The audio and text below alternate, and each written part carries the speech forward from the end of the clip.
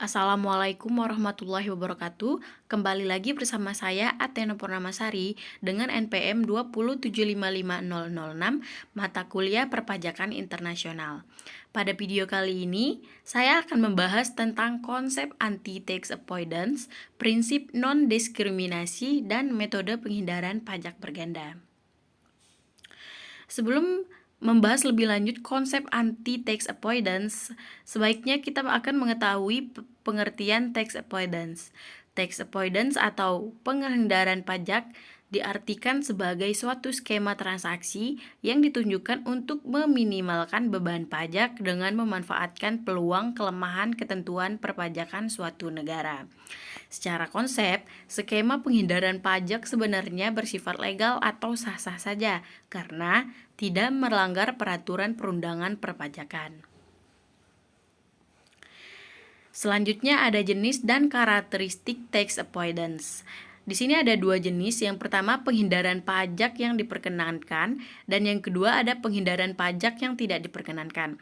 Karakteristik penghindaran pajak yang diperkenankan yaitu pertama memiliki tujuan usaha yang baik, yang kedua bukan semata-mata untuk menghindari pajak, 3. Sesuai dengan spirit dan intention of parliament. 4. Tidak melakukan transaksi yang direkayasa. Karakteristik penghindaran pajak yang tidak diperkenankan. Yang pertama, tidak memiliki tujuan usaha yang baik. Yang kedua, semata-mata untuk menghindari pajak. Yang ketiga, tidak sesuai dengan spirit dan intention of parliament. Dan yang keempat, merekayasa transaksi perusahaan. Pada dasarnya, praktik penghindaran pajak seperti tax avoidance tidak melanggar peraturan yang berlaku. Namun, hal ini tetap merugikan negara karena mengurangi pendapatan negara dari sektor pajak.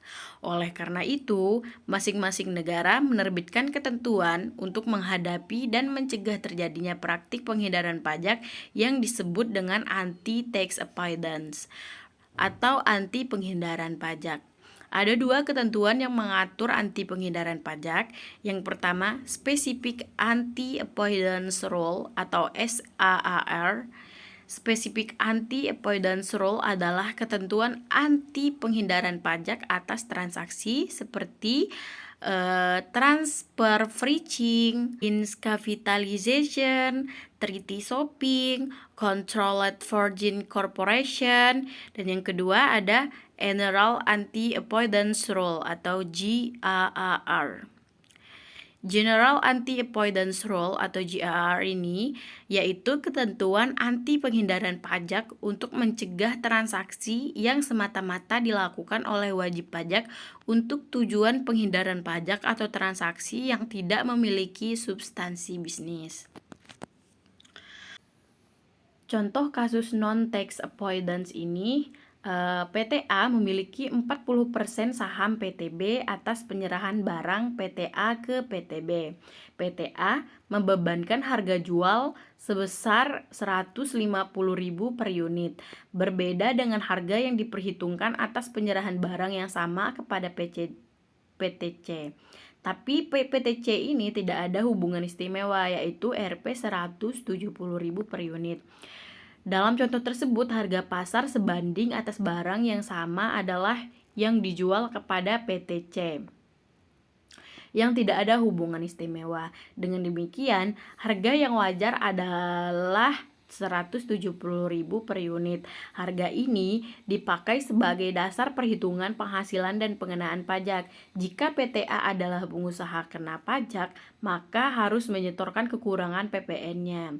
Atas kekurangan tersebut dapat diterbitkan SKP dan PTA tidak boleh menerbitkan faktur pajak atas kekurangan tersebut, sehingga tidak merupakan kredit pajak bagi PTB. Selanjutnya, prinsip non-diskriminasi. Yang pertama ada pengertian non-diskriminasi. Dalam konteks pajak internasional, istilah diskriminasi diartikan sebagai perlakuan pajak yang kurang menguntungkan terhadap suatu subjek pajak tertentu dibandingkan dengan subjek pajak lainnya dalam kondisi yang sama. Prinsip non-diskriminasi yaitu tidak mengenakan perbedaan antara wajib pajak yang satu dengan wajib pajak yang lain. Pasal 24 OECD model mengatur mengenai penghindaran diskriminasi dalam kondisi-kondisi yang ditentukan secara spesifik. Artinya, yang pertama diperlakukan yang tidak sama atas kasus yang sama. Yang kedua, perlakuan yang sama atas kasus yang tidak sama. Tujuan pasal 24 OECD model ini adalah untuk menghindari adanya pemajakan yang tidak adil. Hal ini berbeda dengan pasal-pasal lain dalam P3B yang umumnya diadakan untuk menghindari pajak berganda. Selanjutnya ada metode penghindaran pajak berganda.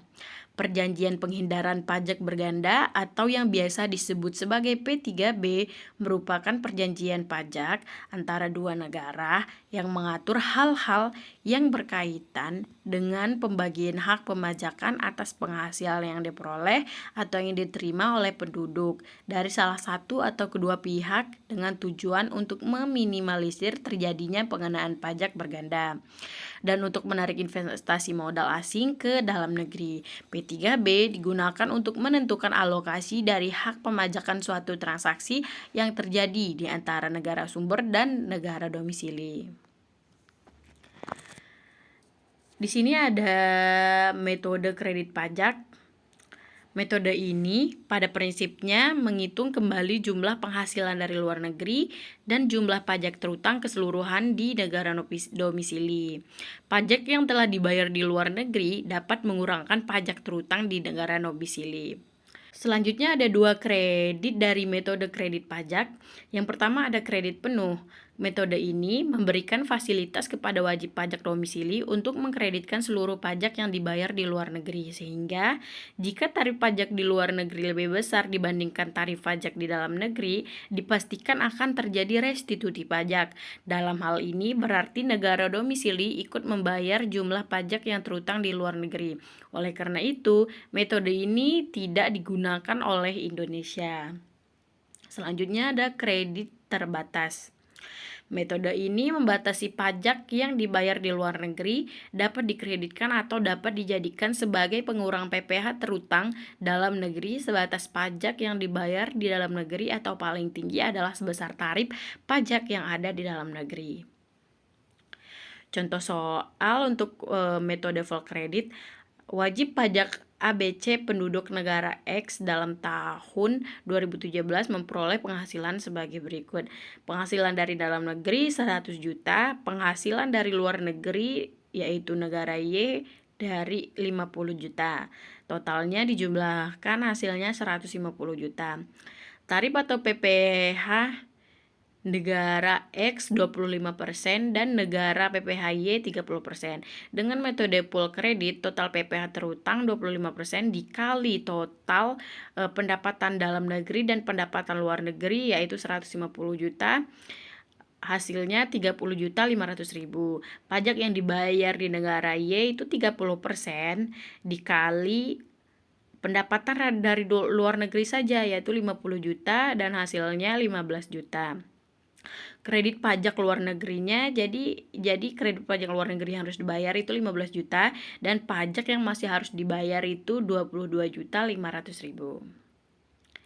Selanjutnya dengan metode kredit terbatas. Total PPh terutang 25% dikali 150 juta sama dengan 37.500. Pajak yang dibayar di negara Y 30% dikali 50 juta sama dengan 15 juta. Kredit pajak luar negeri 50 juta dibagi 150 juta dan dikali 37.500 hasilnya 12.500. Jadi pajak yang masih harus dibayar itu 37.500 dikurang 12.500 hasilnya 25.500. Baiklah, mungkin cukup yang dapat saya sampaikan. Saya akhiri. Wassalamualaikum warahmatullahi wabarakatuh.